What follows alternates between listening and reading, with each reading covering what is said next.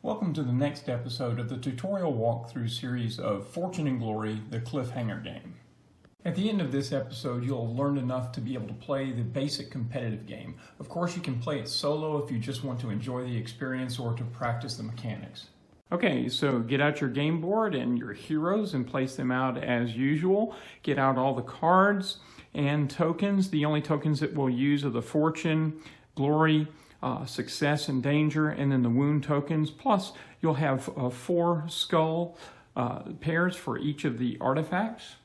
We'll be using the green Nazi soldiers and the mobsters. And don't forget to get the special enemy cards, your round summary card, and the common items. And we'll still ignore or skip any cards that refer to villains. So let's talk about cities and city cards. The main value of cities is that's where you can sell your artifacts to gain fortune.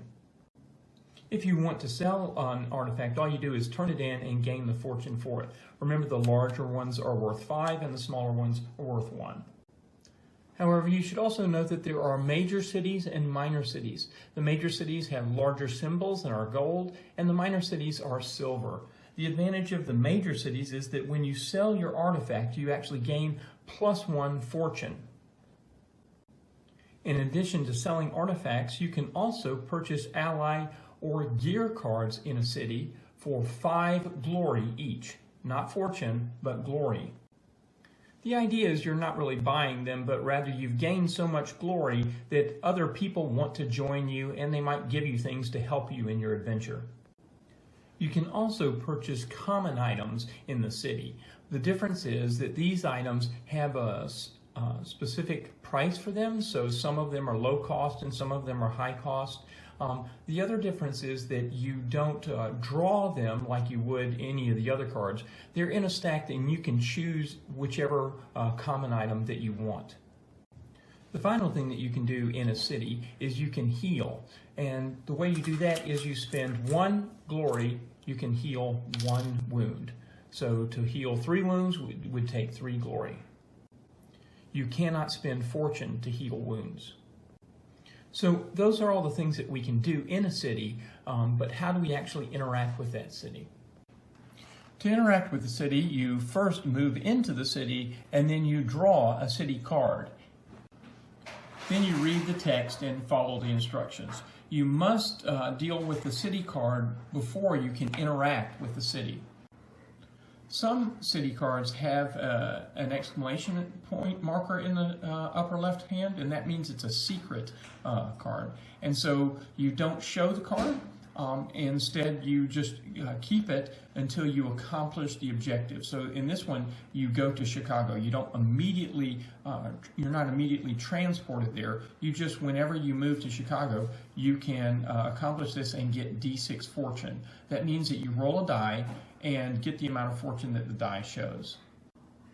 So in this particular case, since you are going to interact with the city, most cards you will have to resolve it right away. But in this particular case, if you've got multiple players playing, you just let them know that you have a secret and they don't know what it is, but you can just then keep that card and they know that you've resolved that initial city action. But you will still have a secret that you can resolve later. Now, some city cards are actually dangers, and if you look at this, it's actually got the danger and the cliffhanger. So the cliffhanger is on the bottom and the danger is on the top. So when you draw this card, you have to interact with the danger just like you do on when you're dealing with artifacts. So if you pass the danger, you immediately collect the glory that is shown on the card. If you don't, then you have to go to the cliffhanger, just like for an artifact. Your turn ends, and then you'll have to try the cliffhanger on your next turn. And just like when you're adventuring, if you fail the cliffhanger, you're KO'd. But if you pass, you get the glory. And in this case, you would only get 1 glory. The auction city event allows a little bit of randomness when selling your artifacts at the city. Suppose your hero has moved into the city of Cairo and draws the auction card. They'll first take the auction marker, which on the back has a collapse word on it, and place it in the city of Cairo. Now when the artifact is sold in the city, you roll a 6-sided dice and follow the results shown on the card. The Fire City event is one that might be a little bit confusing. It refers to the immobile icon here. What that's referring to is that gear and ally cards can have an icon, this immobile icon, meaning that the gear or the ally is located in a particular city, in this case, London. So let's imagine that Sharon has already gotten an ally card that is an immobile ally in Cape Town, and Grant Jackson has a gear card that's an immobile item in his home city. Now his home city is also Cape Town. So now Alexander Cartwright has moved into the city of Cairo and has drawn the Fire City event. If he chooses Cape Town as the city, both Sharon and Grant will need to roll to see whether or not they can keep their cards. The fire card says that the cards are discarded for a roll of 3 or greater. So for example, if Grant had rolled a 5, then he would have to discard his card. And if Sharon rolled a 1, she still gets to keep hers. However, the card also says that any heroes, villains, or enemies in that city will take d6 hits. So if Sharon is in Cape Town and rolls a 4, she would take 4 wounds. Gear, ally, and common items help you succeed in your adventures. Typically, they add to your basic skills, as shown here. But sometimes they can give extra health, wounds, or defense for your heroes. If a card has the word activate, it means it can be used once per round. So you can tap the card to show that it's been used, and then refresh it again at the end phase. One example of this is the college professor. When you activate him, he can give +3 lore to any hero for 1 test, so you can activate it outside of your normal turn. Each hero has a carrying limit of up to 3 gear and 3 allies. The common items do count toward that limit. So we've talked a little bit about being KO'd, but let's explain what happens when you're KO'd. And that can happen either when you gain wounds equal to your health or you fail a cliffhanger. So if you're KO'd, the first thing that you do is you take your hero, move them to their starting city, and place them lying down. Alexander is in Rio de Janeiro. That's his starting city. But in addition, you have some consequences. You must immediately roll a die and then lose that much of gear, allies, fortune, or glory. So for example, assume I rolled a 2. I can get rid of any of these things. I have to get rid of 2 things, but I get to choose which things I lose. Suppose that I had rolled a 6 and I've only got 4 items that I can lose. I lose all of my items, but that's all that happens because I don't have enough to match 6. There's an even worse consequence if you get knocked out and you have artifacts. When you have artifacts, you roll a die for each artifact that you have. If you roll a 1, 2, or 3 for that artifact, then you lose that artifact. So for the rest of that round, you don't interact, but at the end of the round, there's the end phase in which you can be revived. So in that case, you are fully healed, and your hero is stood upright in the starting city, and you begin your turn like normal.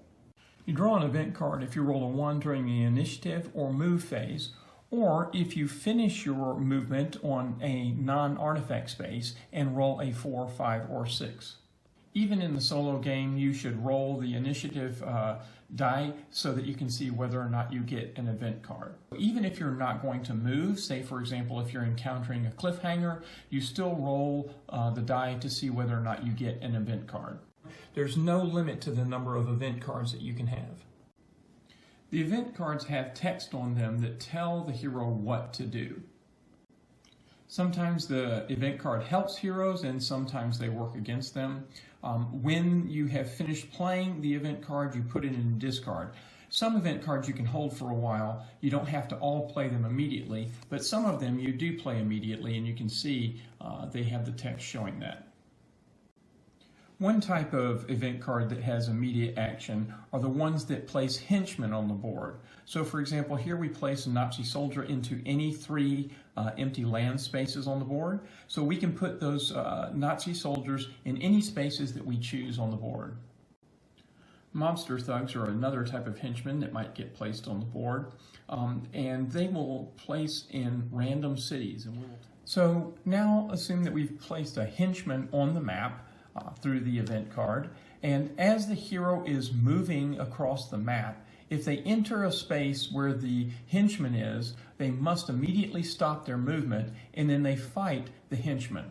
We will use the mobster and Nazi special cards, remember those double-sided cards, to actually fight those henchmen. So in this particular case, this is a Nazi soldier, and so we would need to use this card to show us how much we need to fight. And by that I mean the number of dice and the wounds. They fight just like the other enemies that we have talked about. So you fight until one is defeated. You can escape as well. If you escape from the henchman stays in place, and then you must move your figure one space away. And you get to choose that space. It's important to understand that cities are not areas. So your hero can be in the area or it can be in the city. So it takes a movement to move in or out of the city. So henchmen can be in an area or they can be in the city. So in this particular case, if my hero is in Egypt, but the mobster is in Cairo, they don't have to fight. Only if my hero moves into Cairo will they need to fight the mobster. Now it is possible for a henchman to be placed in your area, in your space. So for example, this mobster might be placed in Cairo. When it's not your turn, you still have to fight that mobster immediately. So in this particular case, even though it's not your turn, you'll have to fight the mobster. And if you decide to escape, you may get kicked out of the city because you have to move one space away. The other thing to be aware of is that you can only have one henchman in each space. So for example, if there's a mobster already in Cairo, we can't put a second one there. So what we would do is we would draw another location card to decide on a separate place. Notice that the henchman can be placed in Egypt because they're not the same space, but you couldn't have two henchmen in Egypt. The other thing to be aware of, if there's more than one person trying to gain the artifact, they will actually interleave their adventure actions. So let's imagine for a second that Alexander and Jacques are both trying to adventure at the same place. So let's assume that Alexander had the highest initiative, so he would go first and he would try to defeat that danger. If he succeeds, then you can put the danger marker on his own card. That way you know that it was Alexander who has completed one. You know which artifact they're going against because it's based upon his location. However, once Alexander has completed this danger, he decides whether he wants to camp down or whether he wants to press on. Now, if he camps down, his turn ends and he collects his glory like normal. But if he decides to press on, he doesn't draw the next danger, but rather Jacques gets a chance to go. So he will draw a danger and attempt to defeat that danger, and he follows the same pattern. If he's successful, then he collects a danger token, and he also has to decide whether or not he wants to camp down or press on. And in this way, it becomes kind of a race. For example, in this particular gauntlet, this particular artifact, it takes 4 dangers. You have to pass 4 dangers to get it. So the first person to collect 4 dangers or to pass 4 dangers gets the artifact. Okay, so for this scenario, we'll be running through the competitive game. And an easy thing to start with is this quick start rules. They're very good for the competitive game. If a hero is in their starting city with 15 fortune at the end phase, they win the game. If there's a tie, then the hero with the most fortune wins. If there's a tie at that level, then you count the amount of glory and the one with the most wins. If you're playing solo, gain 15 fortune and return to your home city. You can also play dual-handed and see which hero wins. So that's it for this episode. Give it a try yourself and join me again on the next episode of Fortune and Glory, the cliffhanger game.